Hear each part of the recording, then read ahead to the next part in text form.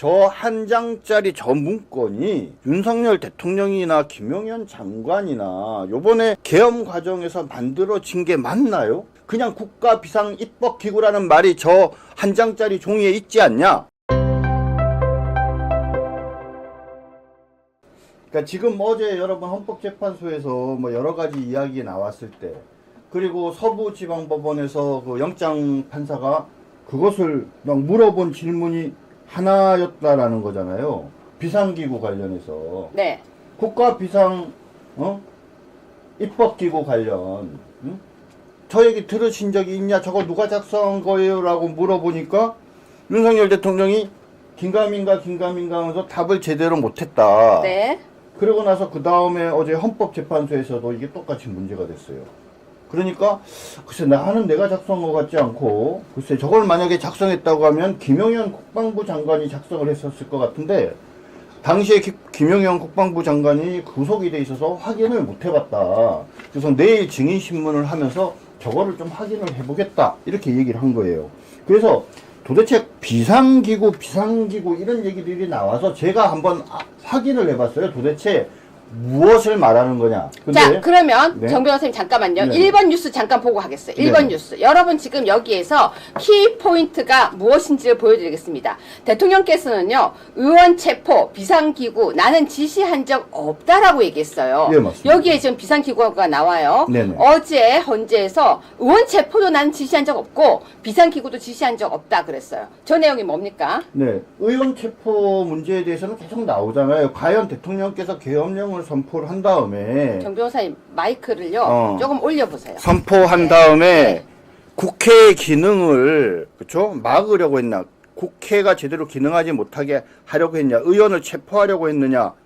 이것이 쟁점이 되는데, 뭐 여러분들 다 아시죠? 뭐 전화해가지고 사령관한테 전화해서 끌어내려라. 의결 정족수가 아직 차지 않았으니까는 붙잡아 놨고 나와라 뭐 이런 식으로 얘기를 했다라고 하는데, 그런 말씀 하신 적이 없다라는 거죠. 네. 그래서 제가 보기에 이거는 이 해당 사령관들이 나와가지고 직접 헌법재판소에서 우리 윤석열 대통령 앞에서 그런 얘기를 과연 할 수 있는지, 그죠? 확인해 보면 금세 답이 나올 걸로 보이고요.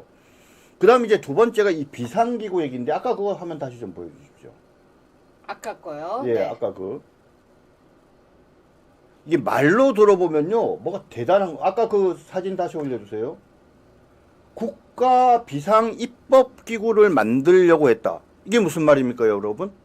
국가 비상 입법 기구를 만들려고 했다는 것은 뭐냐면, 국회를 대신해서 입법 기능을 하려고 하는 어떤 기구를 만들려고 했다라는 거예요. 그러니까 저 국가 비상 입법 기구란 말을 들으면 상당히 뭡니까? 국회를 정말 해산하거나 폐쇄하고 입법을 대신할 어떤 기구를 만들려고 한 것으로 오해를 하고도 남죠.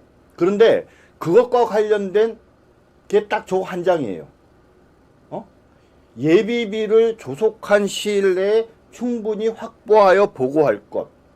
국회 관련 각종 보조금, 지원금, 임금 등 현재 운영 중인 자금 등을 차단할 것.